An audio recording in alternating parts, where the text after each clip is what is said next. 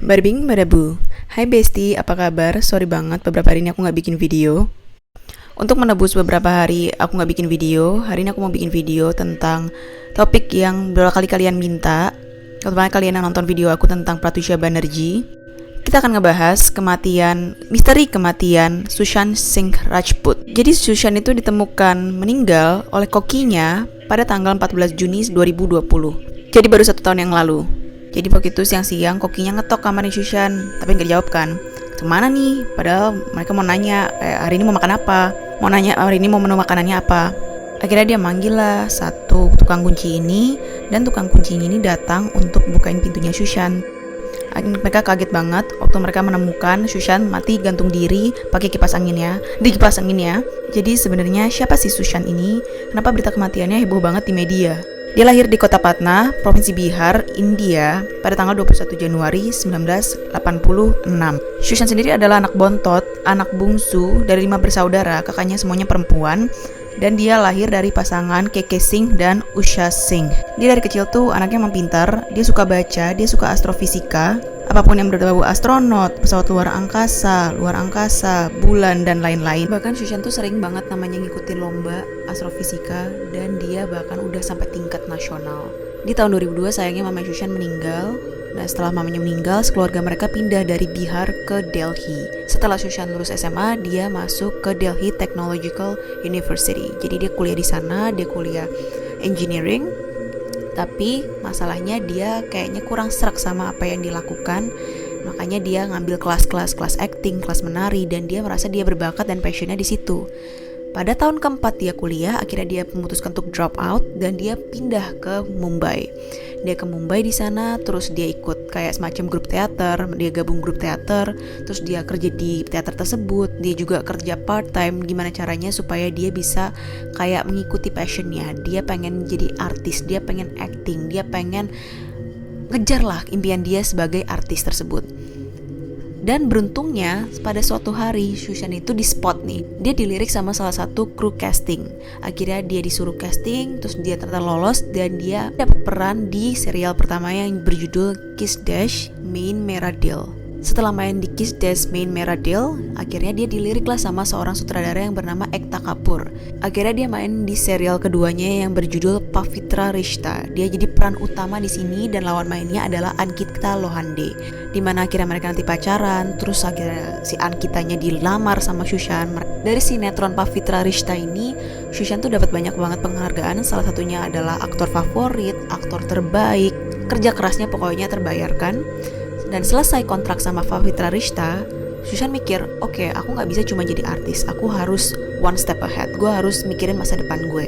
Gimana kalau gue pindah ke Amerika untuk melanjutin sekolah di sana?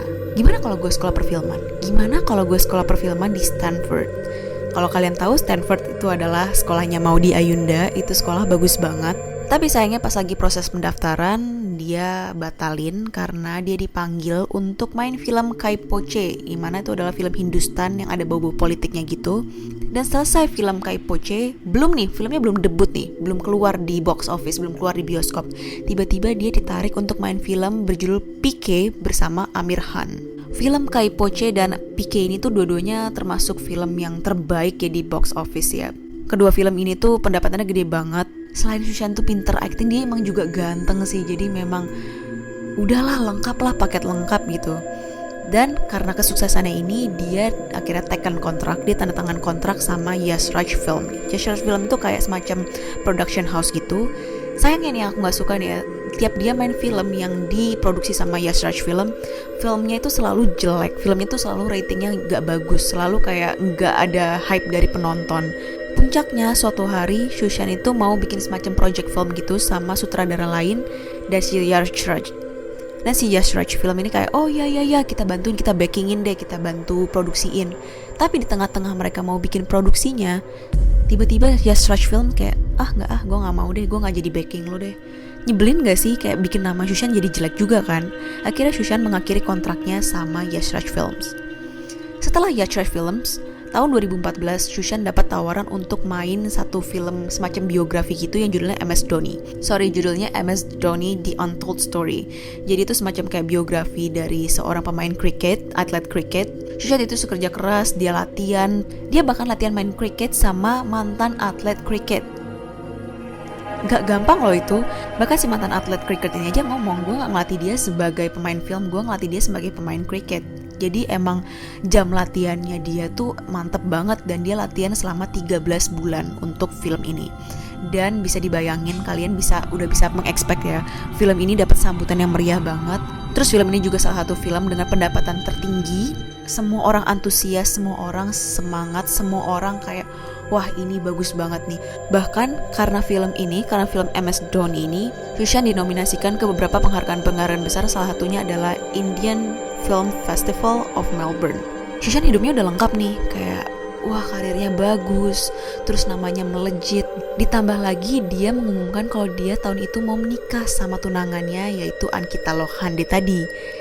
Tapi sayangnya mereka putus sebelum waktunya. Dan mereka gak banyak komen sih kayak kenapa mereka putus. Cuma Shushan akhirnya ngomong kalau ya gue mau fokus di karir gue dulu, dan kita mungkin lagi gak pas aja. Semenjak film MS Dhoni ini, Shushan itu dapat 5 tawaran film lain. Dan beberapa diantaranya adalah Rapta, terus Kedarnath, sama satu lagi adalah Chanda Mama Dorke. Nah aku mau ngebahas film yang Kedarnath sama Chanda Mama Dorke ini. Pertama, Chanda Mama Dorke itu tentang astronot, tentang luar angkasa. Itu bikin Shushan seneng banget karena apa? Dia suka astronot kan, dia suka antariksa, dia suka luar angkasa, berbau gitu-gitu.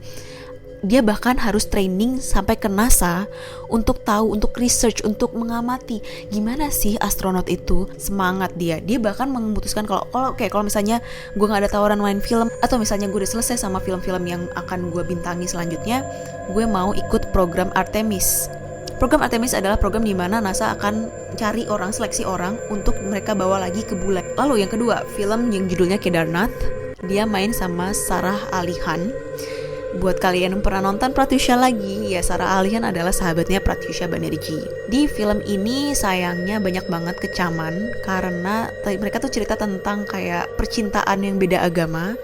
Dan beberapa tempat di India tuh mereka nge-ban film ini karena mereka merasa gak pantas. Tapi biarpun begitu, film ini tuh tetap bagus gitu, tetap sukses gitu loh, walaupun gak sesuai ekspektasinya Shushan. Dan pada tahun 2017 Shushan masuk ke dalam daftar 100 selebritis dari majalah Forbes India. Oke, sampai sini yang aku rasain tentang Shushan adalah ini orang hebat ya, ini orang bertalenta. Dan aku cek juga, kayak riset juga, apakah dia punya saudara di Bollywood atau dia punya kenalan atau apa-apa. Ternyata enggak, dia benar-benar mulai dari awal. Dia tuh bukan jadi artis karena nama orang tuanya. Ya kita gak usah munafik ya, kalau di Bollywood itu banyak banget nepotisme. Gak berarti orang-orang yang melakukan nepotisme itu mereka gak bisa acting. Banyak juga mereka yang bisa acting, tapi let's be real, kalau mereka gak punya nama keluarga, aku rasa mereka juga akan sama susahnya memulainya, sama kayak Shushan.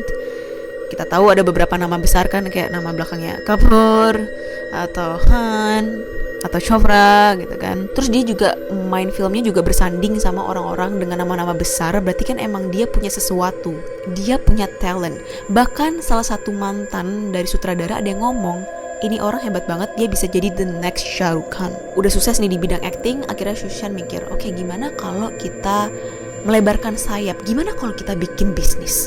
Akhirnya dia join lah sama temennya namanya Farun Mathur. Dia akhirnya joinan sama Farun Mathur ini bikin perusahaan di mana di situ akhirnya ngeluarin serial kayak tokoh-tokoh yang besar di India, tokoh-tokoh bersejarah di India. Dia bikin ada 12 serial. Abis itu dia bikin juga semacam perusahaan artificial intelligence AI sama kakak beradik Rhea Chakraborty dan Showik Chakraborty.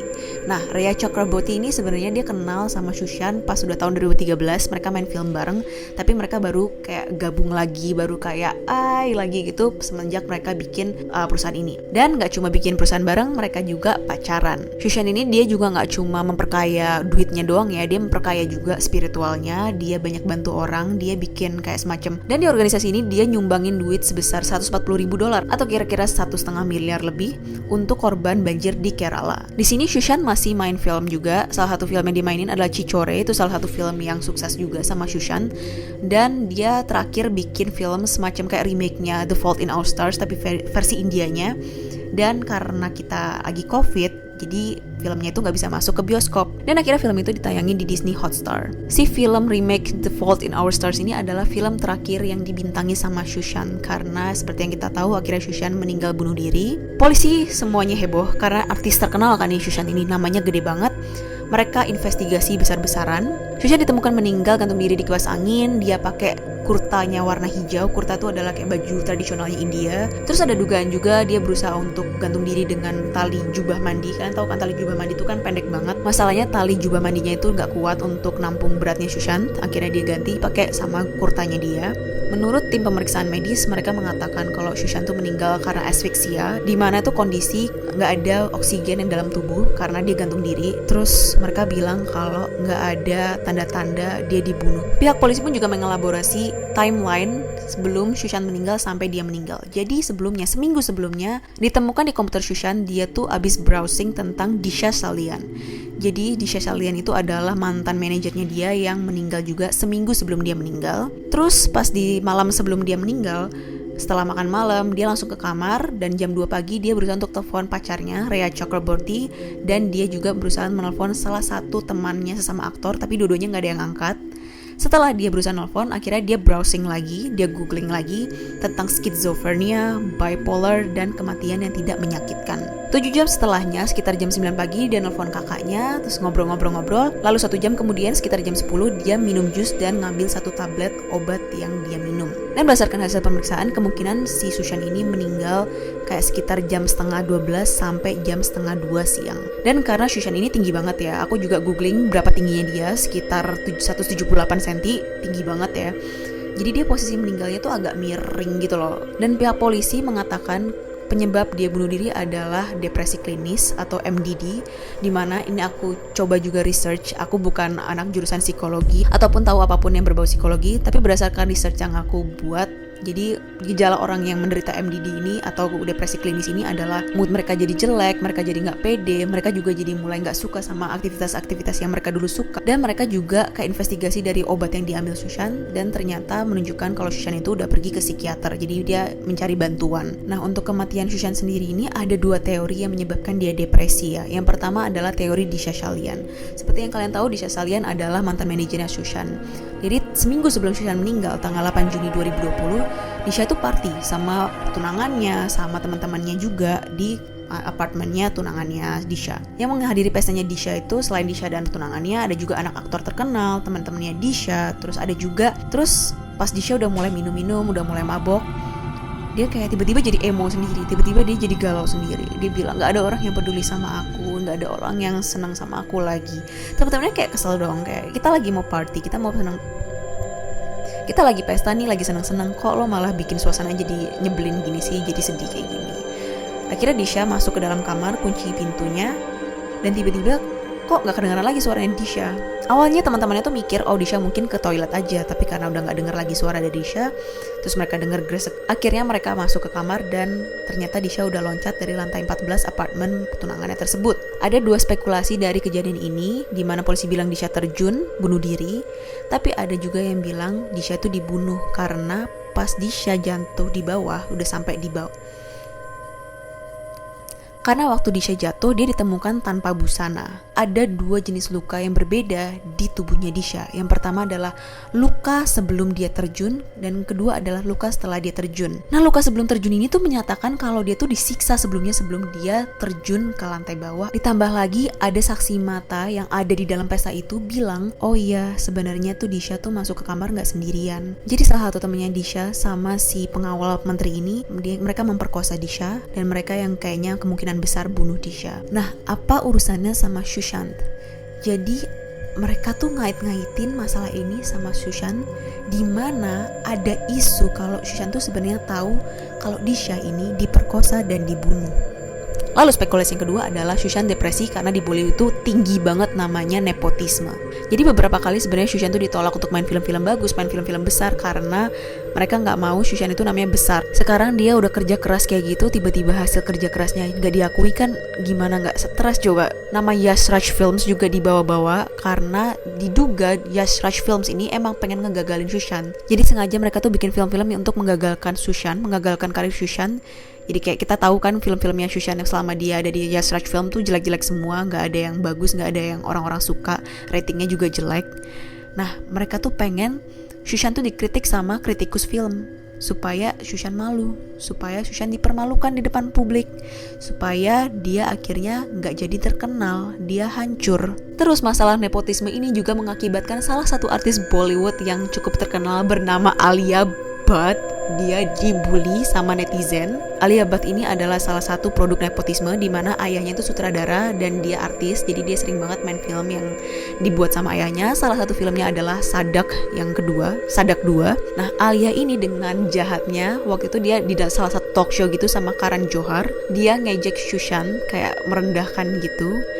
Dan di Instagramnya, aku lihat sendiri di Instagramnya Alia Bhatt banyak banget orang yang ngatain dia, kayak dikatain nepotisme lah, rest in peace Shushan. Terus paling parahnya lagi, pas trailer filmnya Alia yang Sadak 2 yang mana disutradari sama bapaknya sendiri, itu menjadi trailer dengan dislike paling banyak selama 24 jam setelah dikeluarkan di YouTube. Semua orang marah dan semua orang gak suka sama Alia karena hal itu. Lain lagi nih sama pihak keluarganya Shushan, dimana keluarganya Shushan itu lebih condong mencurigai Rhea Chakraborty. Jadi bapaknya Shushan, K.K. Singh, dia melaporkan ke polisi kalau dia curiga adanya tindak curang secara finansial yang dilakukan sama Rhea. Jadi adanya penggelapan uang atau pencucian uang yang dilakukan Rhea Chakraborty terhadap Shushan. Terus akhirnya polisi nunjuk salah satu kantor akuntan publik untuk kayak mengaudit keuangan Shushan, dan ternyata tidak ditemukan apa-apa di sana, bersih, kayak nggak ada transferan dalam jumlah yang besar atau jumlah yang nggak masuk akal ke rekeningnya Rhea. Jadi tuduhan yang dilemparkan bapaknya Shushan ini ditepis sama pihak polisi. By the way, ini cara penanganan kasusnya Shushan ini cukup lambat ya, cukup lelet, karena kok berbulan-bulan gak ada hasil-hasilnya. Akhirnya orang-orang mikir kayak, kenapa kita gak minta bantuan CBI aja? CBI itu adalah Central Bureau Investigation, jadi semacam kayak FBI-nya India gitu kan. Omnya Shushan sendiri minta bantuan CBI, aktor-aktor akhirnya juga mereka bikin semacam forum untuk minta bantuan CBI, politikus juga mereka minta bantuan CBI, Menteri Persatuan nulis surat juga ke Perdana Menteri untuk minta bantuan CBI, Rhea Chakraborty juga minta tolong Menteri Dalam Negeri mereka untuk minta bantuan CBI. Tapi parahnya Menteri bagian Maharashtra, Anil Deshmukh, dia bilang, buat apa? Buat apa kita minta bantuan CBI? Polisi kita kompeten kok, polisi kita bisa kok nanganin masalah ini. Ya masalahnya nggak selesai-selesai. Dan untungnya nih ya, Jaksa Agung Muda India bilang ke Perdana Menteri kalau cabang eksekutif India itu udah oke, udah ngasih kayak izin lah, boleh minta tolong sama CBI. Udah Perdana Menteri bilang, oke CBI, kamu boleh bantuin masalahnya Shushan, kamu boleh bantuin kasusnya Shushan. Ini si Anil Deshmukh ini masih berisik aja, masih komplain. CBI ini buru-buru banget sih mau nyelesain masalah.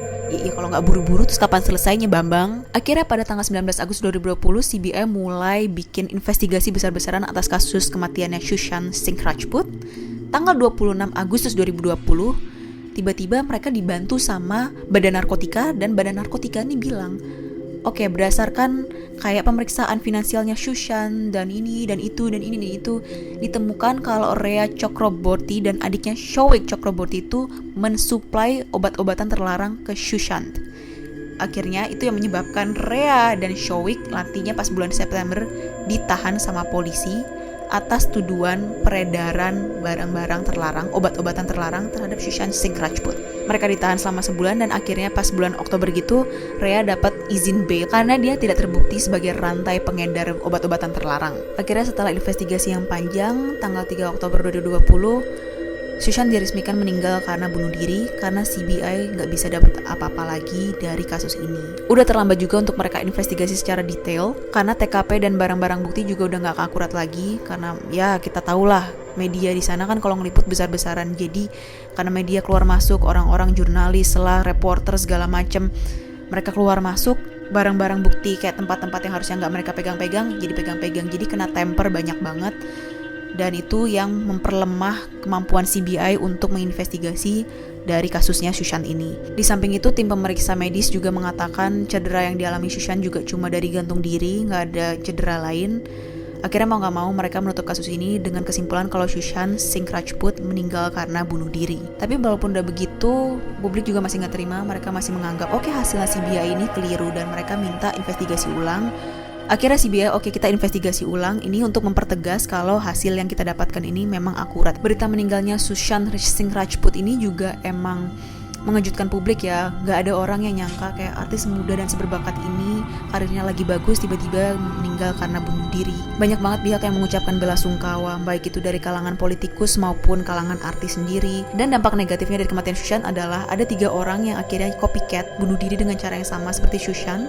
Salah satunya adalah artis berumur 30 tahun dan yang satu lagi adalah gadis berumur 13 tahun. Mungkin dia fansnya kali ya. Gak cuma itu, aku ngerasa kayak banyak banget media dan orang yang gak respect sama kematian Sushant.